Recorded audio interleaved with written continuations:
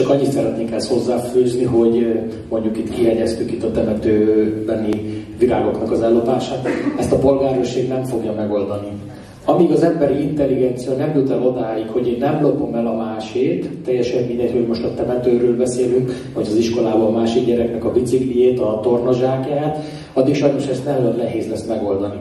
Azt is hozzáteszem, hogy mindenféleképpen kell kamerarendszert képíteni, a régit feleveleníteni, de a kamerarendszerrel se fogod meg azt az illetőt, aki ellopja a virágot a temetőből, mert nem tudsz minden sírhoz kamerát állítani. Azért kell egy közösség, aki kint van Piroska néni, kint van Józsi bácsi, és hogyha ő lát valamit, akkor tudjunk egy kicsit tovább lépni ezzel az ügyben, amit csak feltételezzük, hogy ki volt az, ami nem tudott tetten érni, ami nagyon nehéz, addig senkire nem tudok újra mutatni, hogy te loptad el a Pista bácsi sírjával a virágot. Úgyhogy ehhez mindenki kell, hogy egy kicsit nagyobb legyen a közbiztonsági.